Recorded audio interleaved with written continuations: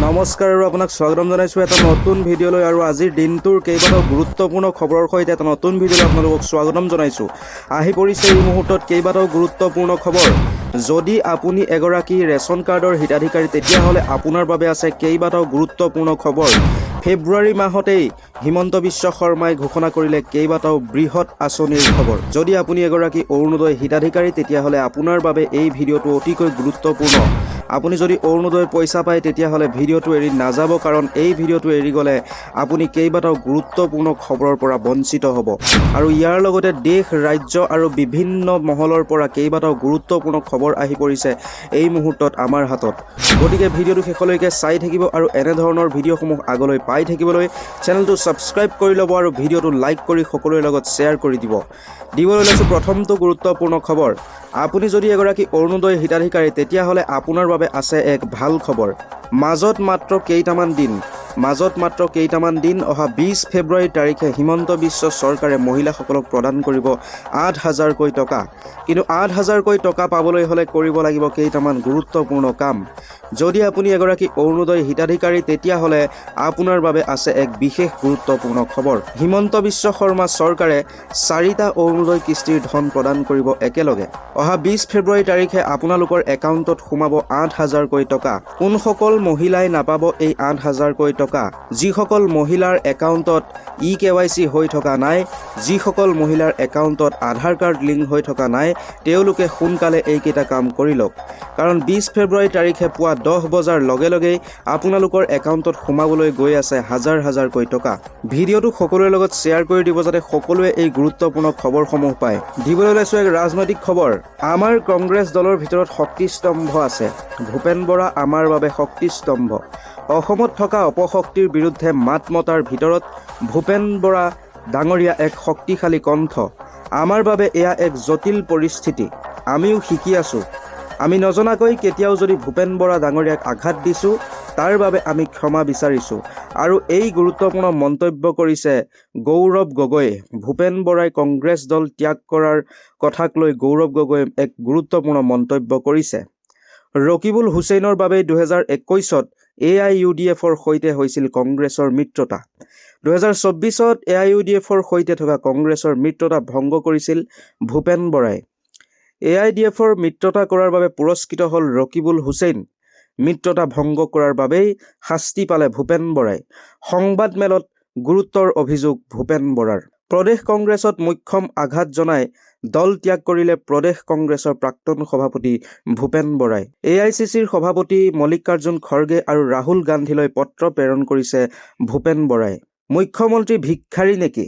এই মুহূৰ্তত দি আছো এক গুৰুত্বপূৰ্ণ খবৰ। মুখ্যমন্ত্ৰী ভিক্ষাৰী নেকি? লোকৰ দলৰ মানুহক এনেকৈ যে বিচাৰি ফুৰিছে। ভূপেন বৰাৰ ঘৰলৈ মুখ্যমন্ত্ৰী যোৱা সন্দৰ্ভত অখিল গগৈৰ এক গুৰুত্বপূৰ্ণ মন্তব্য। লাগিলে ভূপেন বৰা ডাঙৰীয়াক মই কান্ধত লৈ ঘূৰি ফুৰিম, তথাপি তেওঁক বিজেপি দললৈ যাব নিদিওঁ। আৰু এই মন্তব্য কৰিছে অখিল গগৈয়ে। তেখেতে কৈছে যে ভূপেন বৰাক কোনো কাৰণত বিজেপিত যাবলৈ নিদিওঁ। দৰকাৰ হ'লে মই ৰাইজৰ দলৰ সভাপতিৰ পদটো তেওঁক দি দিম। যিজন মানুহে সদায় বিজেপিৰ বিৰুদ্ধে কথা কয়, বিজেপিৰ লগত আদৰ্শগত মিল নাই, তেওঁ কেতিয়াও বিজেপিলৈ নাযায়। অখিল গগৈয়ে আৰু এই দাবী কৰিছে। তেখেতে ভূপেন বৰাক বিজেপি দললৈ যাবলৈ নিদিওঁ বুলি গুৰুত্বপূৰ্ণ মন্তব্য কৰিছে। আৰু এই মুহূৰ্তত গৌৰৱ গগৈৰ এক গুৰুত্বপূৰ্ণ মন্তব্যৰ কথা ক'বলৈ ওলাইছোঁ। যদি নজনাকৈ ভুল কৰিছিলোঁ, সৰু ভাইটি হিচাপে ক্ষমা কৰি দিব। গৌৰৱ গগৈ ক্ষমা বিচাৰিছে ভূপেন বৰাৰ ওচৰত। তেখেতে কৈছে যদি নজনাকৈ ভুল কৰিছিলোঁ, সৰু ভাইটি হিচাপে ক্ষমা কৰি দিব। কিন্তু কংগ্ৰেছ দল ত্যাগ নকৰিবলৈ আপোনাক অনুৰোধ জনালোঁ। আৰু এই অনুৰোধ জনাইছে গৌৰৱ গগৈয়ে। ভূপেন বৰালৈ আহ্বান জনাইছে, অনুৰোধ জনাইছে গৌৰৱ গগৈয়ে। ভূপেন বৰাৰ দল ত্যাগৰ পাছতেই কংগ্ৰেছ দলত হুলস্থুলৰ সৃষ্টি হৈছে। ভূপেন বৰাই দল এৰিলে কংগ্ৰেছৰ বাবে বৃহৎ ক্ষতি হ'ব। তেওঁ দল ত্যাগ কৰিব বুলি আমি নাভাবোঁ। যদি কৰিছে তেন্তে নিশ্চয় সেয়া উঠাই ল'ব। নিৰ্বাচনৰ প্ৰাক্ষণত এনে সিদ্ধান্ত নল'ব বুলি আমি সম্পূৰ্ণৰূপে আশাবাদী। আৰু এই মন্তব্য কৰিছে মীৰা বৰঠাকুৰে। ভূপেন বৰাই দল এৰিলে কংগ্ৰেছৰ বাবে বৃহৎ ক্ষতি হ'ব বুলি মীৰা বৰঠাকুৰে গুৰুত্বপূৰ্ণ মন্তব্য কৰিছে। বৰ্তমান ভাৰতীয় জনতা পাৰ্টিৰ বাহিৰে বেলেগ দলৰ কোনো ভৱিষ্যত নাই। আৰু এই গুৰুত্বপূৰ্ণ মন্তব্য কৰিছে কেন্দ্ৰীয় মন্ত্ৰী সৰ্বানন্দ সোণোৱালে। বৰ্তমান ভাৰতীয় জনতা পাৰ্টিৰ বাহিৰে বেলেগ দলৰ কোনো ভৱিষ্যত নাই। ভূপেন বৰাক কাষত বহুৱাই ক্ষমা খুজিলে গৌৰৱ গগৈয়ে। আমি অজানিতে কৰা সিদ্ধান্তৰ ভুলৰ বাবে ভূপেন বৰাই আঘাত পাইছে, সেয়ে আমি তেওঁৰ ওচৰত এজন সৰু ভাইটি হিচাপে ক্ষমা বিচাৰিছোঁ। আৰু এই বুলি ক্ষমা বিচাৰিছে এতিয়া গৌৰৱ গগৈয়ে। ৰাছিয়াত নিষিদ্ধ হ'ল ফেচবুক, ইনষ্টাগ্ৰাম, ইউটিউব, হোৱাটছএপ। দেশখনত নিষিদ্ধ কৰা হৈছে সকলো পশ্চিমীয়া মেছেজিং প্লেটফৰ্মৰ লগতে সামাজিক মাধ্যম। দেশৰ নিৰাপত্তাৰ খাতিৰত ৰাছিয়াত নিষিদ্ধ কৰা হ'ল আমেৰিকান ফেচবুক, ইনষ্টাগ্ৰাম, ইউটিউব আদি কেইবাটাও ৱেবছাইট। জুবিনে আমাক এৰি যোৱা 5 মাহ পাৰ হ'ল। এনেকৈ আৰু কিমান দিন ন্যায়ৰ বাবে ৰখি থাকিম? আদালতৰ লেহেমীয়া বিচাৰ প্ৰক্ৰিয়াক লৈ ক্ষোভ উজাৰিলে গৰিমা শইকীয়া গাৰ্গে। ভূপেন বৰাক আদৰিবলৈ সাজু আছে বিজেপি দল। কংগ্ৰেছৰ পৰা পদত্যাগ কৰা ভূপেন বৰা সন্দৰ্ভত প্ৰতিক্ৰিয়া ব্যক্ত কৰিছে বিজেপিৰ ৰাজ্যিক সভাপতি দিলীপ শইকীয়াই। তেখেতে কৈছে যে তেওঁ যিহেতু কংগ্ৰেছৰ পৰা পদত্যাগ কৰিছে, নিশ্চয় কোনো ৰাজনৈতিক দলত যোগদান কৰিব। যদি বৰাই বিজেপিত যোগদান কৰাৰ কথা বিবেচনা কৰে, নিশ্চয় তেওঁক আন্তৰিকভাৱে আদৰণি জনোৱা হ'ব।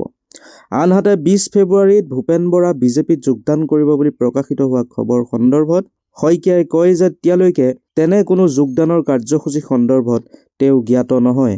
গৌৰৱৰ পাকিস্তান কানেকশ্যন ইয়াতেই শেষ হোৱা নাই, আছে চেপ্টাৰ 2। কেইটামান দিন পূৰ্বে সংবাদমেলযোগে গৌৰৱ গগৈৰ পাকিস্তান সংযোগ উন্মোচন কৰা দাবী কৰা মুখ্যমন্ত্ৰী ডক্টৰ হিমন্ত বিশ্ব শৰ্মাই সোমবাৰে পুনৰ এই বিষয়ক লৈ বিস্ফোৰক মন্তব্য আগবঢ়ায়। মুখ্যমন্ত্ৰীৰ মতে গৌৰৱ গগৈৰ কথিত পাকিস্তান সংযোগৰ দ্বিতীয় অধ্যায়ো আছে আৰু এই অধ্যায় তথ্য অধিক গুৰুত্বপূৰ্ণ। মুখ্যমন্ত্ৰীয়ে কয় যে গগৈৰ পাকিস্তান সংযোগ এতিয়াও শেষ হোৱা নাই। মই যিখিনি ৰাজহুৱা কৰিলোঁ তাৰ উপৰি আৰু এটা অধ্যায় আছে। গৌৰৱ গগৈৰ পাকিস্তান কানেকশ্যনৰ দ্বিতীয়খন কিতাপো আছে বুলি মন্তব্য প্ৰকাশ কৰিছে অসমৰ মুখ্যমন্ত্ৰীগৰাকীয়ে।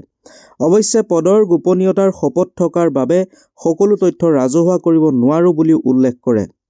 মুখ্যমন্ত্ৰীৰ দাবী অনুসৰি গগৈয়ে পাকিস্তানত থকা 10 দিনৰ সময়ছোৱাত কি কৰিছিল, ক'ত আছিল তাৰ ভিডিঅ' তথ্য থকাৰ বুলিও তেওঁ উল্লেখ কৰিছে। সেই তথ্য কেন্দ্ৰীয় তদন্তকাৰী সংস্থাই আমাৰ পৰা লাভ কৰিব। এই অধ্যায় ইয়াতেই শেষ হোৱা নাই, আগলৈ বহু ঘটনা ঘটিব পাৰে বুলি মন্তব্য প্ৰকাশ কৰিছে মুখ্যমন্ত্ৰীয়ে। মহিলা উদ্যমিতা আঁচনিক লৈ ডাঙৰ খবৰ। কেবিনেট বৈঠকত গ্ৰহণ কৰা হৈছে ডাঙৰ সিদ্ধান্ত। মহিলা উদ্যমিতা আঁচনিক লৈ আহি গ'ল এক ডাঙৰ খবৰ।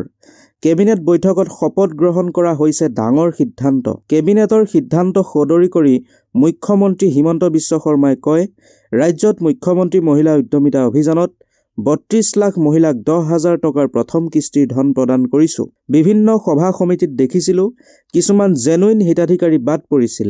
আজি কেবিনেটে 32 লাখৰ সংখ্যাটো বঢ়াই নতুনকৈ 1,03,500 হিতাধিকাৰীক অনুমোদন জনায়। ইয়াৰ ফলত যিসকল মহিলাই এই ধন পাব লাগিছিল, কিবা কাৰণত বঞ্চিত হৈ আছিল, তেওঁলোকে এই ধন পোৱাৰ পথ প্ৰশস্ত হ'ব। আহি গ'লে গুৰুত্বপূৰ্ণ খবৰ। মহিলা উদ্যমিতা আঁচনিৰ পৰা বঞ্চিত হোৱা মহিলাসকলৰ বাবে আহিল ভাল খবৰ। নতুনকৈ 1,03,500 হিতাধিকাৰীক অনুমোদন জনাইছে কেবিনেটে। আৰু ইয়াৰ ফলত বঞ্চিত হোৱা মহিলাসকলেও লাভ কৰিব এতিয়া মহিলা উদ্যমিতাৰ ধন। আৰু আজিৰ বাবে গুৰুত্বপূৰ্ণ খবৰ আছিল ইমানেই। যদি ভিডিঅ'টো শেষলৈকে চালে, ভিডিঅ'টো লাইক কৰিব, চেনেলটো ছাবস্ক্ৰাইব কৰিব আৰু শ্বেয়াৰ কৰিবলৈ নাপাহৰিব। ধন্যবাদ।